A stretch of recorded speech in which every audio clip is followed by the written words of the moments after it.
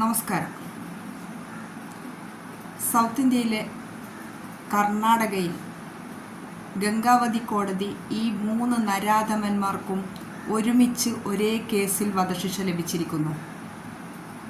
കേസിന് ആസ്പദമായ സംഭവം ഉണ്ടായത് 2025-ലാണ്.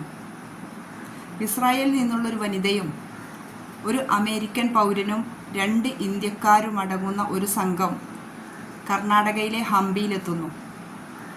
ഹംപിയിൽ ഹോട്ടലുകളേക്കാൾ നമുക്കൊക്കെ അറിയാം, വിദേശികൾക്ക് ഹോം സ്റ്റേകളാണ് താല്പര്യം. ഹോം സ്റ്റേ നടത്തുന്ന ഒരു ലേഡിയുടെ അടുത്ത് അവർ താമസിച്ചു. ഹംപിയും അതിനോടടുത്ത തടാകവും കണ്ട് രാത്രി അവിടെ ഇരിക്കുന്ന സമയത്ത് 3 പേർ ബൈക്കിലെത്തുന്നു. അവർ മദ്യപിച്ചിരുന്നു.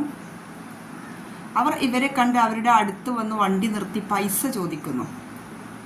പൈസ ആദ്യം കൊടുക്കുന്നില്ല എന്ന് പറയുന്നു. പിന്നെ ഒരു 100 രൂപ ബഗേഴ്സിന് കൊടുക്കുന്നത് പോലെ ഒരു 100 രൂപ അവർ കൊടുക്കുന്നു. പക്ഷെ അത് കിട്ടിക്കഴിഞ്ഞപ്പോൾ അവർക്ക് അത് പോരാ, അവർക്ക് 1000 രൂപ വേണമെന്ന് പറയുന്നു. കൂടെയുള്ള ഇന്ത്യക്കാർ പറയുന്നു അതൊന്നും തരാൻ താല്പര്യമില്ല, തരേണ്ട കാര്യവുമില്ല എന്ന് പറയുന്നു. അങ്ങനെ അവർ 2 കൂട്ടരും തമ്മിൽ പ്രശ്നമായി. പ്രശ്നം എന്ന് പറഞ്ഞാൽ പോരാ, അതൊരു അടിപിടിയായി.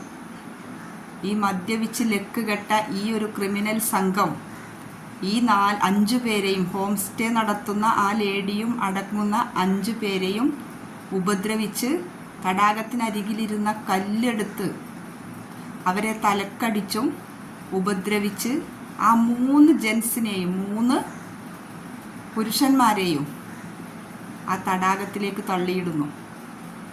ഇന്ത്യക്കാരായ 2 പേർ എവിടെയൊക്കെയോ പറ്റിപ്പിടിച്ച് രക്ഷപ്പെടുന്നു.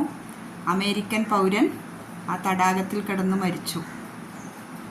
ആ ഹോം സ്റ്റേ നടത്തുന്ന ലേഡിയും ഈ ഇസ്രായേലി വനിതയെയും ഈ 3 സംഘം അതിപൈശാചികമായി പീഡിപ്പിച്ചു. വെറും 86 ദിവസം കൊണ്ടാണ് ഈ കേസിൻ്റെ കുറ്റപത്രം സമർപ്പിച്ചത്. ഇസ്രായേലിൽ നിന്നും അമേരിക്കയിൽ നിന്നും ഇന്ത്യയിൽ നിന്നും ഒരുപാട് ഈ കേസ് അപലപിക്കപ്പെട്ടു. ഇന്ത്യക്ക് മുകളിൽ പ്രഷറുണ്ടായി. പെട്ടെന്ന് തന്നെ കേസ് വിധിയായി. ഇന്നലെ ഗംഗാവതി കോടതി ഈ 3 ക്രിമിനൽ സംഘത്തിനും വധശിക്ഷ വിധിച്ചിരിക്കുന്നു. നമ്മുടെ നാട്ടിലെത്തുന്ന ടൂറിസ്റ്റുകളെ അതിഥി ദേവോ ഭവ എന്ന് പറയുന്ന മലയാളികൾ, അവർ ഇഷ്ടപ്പെട്ട സ്ഥലങ്ങൾ കണ്ടുകൊണ്ട് അവർ നമ്മുടെ നാട്ടിൽ വന്ന് നമ്മുടെ പാരമ്പര്യവും പൈതൃകവും പുറത്തുപോയി പറയേണ്ടതിന് പകരം ഇങ്ങനെയുള്ള ക്രിമിനലുകൾ അവരെ ഉപദ്രവിക്കുകയാണ്. ഇന്ത്യ മറ്റുള്ള രാജ്യങ്ങളുടെ മുന്നിൽ നാണം കെട്ടുപോകുന്ന സംഗതിയാണ് ഇതെല്ലാം. ഇതിനൊക്കെ നമ്മുടെ നാട്ടിൽ ഒരു മാറ്റം വരണം. നമ്മുടെ നാട്ടിലെത്തുന്ന വിദേശ സഞ്ചാരികളെ നമ്മുടെ നാട്ടുകാരെ പോലെ നമ്മൾ അവരെ സ്വീകരിക്കണം. ഈ നരാധമന്മാർക്ക് 3 പേർക്കും കിട്ടേണ്ട ശിക്ഷ തന്നെയാണ് കിട്ടിയത്. നമുക്കൊക്കെ അറിയാം, ഒരു കേസ് വരുന്ന സമയത്ത് വാദിഭാഗവും പ്രതിഭാഗവും ഉണ്ടാവും. ഇവർക്ക് വേണ്ടി വാദിക്കാനും ഒരു അഡ്വക്കേറ്റ് ഉണ്ടായിരുന്നു.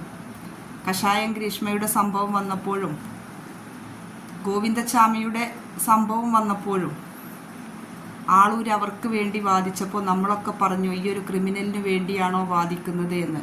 ഒരു കോടതിയിൽ ഒരു കേസ് നടക്കണമെങ്കിൽ വാദിയും പ്രതിയും പ്രതിഭാഗവും ഉണ്ടാകണം. അവർ ഒരുപാട് പാവപ്പെട്ട ആളുകളാണ്, ഒരുപാട് കഷ്ടത അനുഭവിച്ച് വന്നവരാണ് എന്നൊക്കെ കോടതിയിൽ വാദിച്ചു. പക്ഷേ കോടതി ആ അപകടത്തിൽപ്പെട്ടവർക്ക് യോജിച്ച രീതിയിലുള്ള വിധി തന്നെ കൊണ്ടുവന്നു. ഇത് തന്നെയാണ് വേണ്ടതും. വിദേശ സഞ്ചാരികൾ നാട്ടിലെത്തുമ്പോൾ അവരെ ഉപദ്രവിക്കുന്ന ഓരോരുത്തർക്കും ഈ വിധി ഒരു പാഠമാകണം. നിങ്ങളെല്ലാവരും നിങ്ങളുടെ പ്രതികരണം കമൻ്റായി രേഖപ്പെടുത്തണം. Thank you.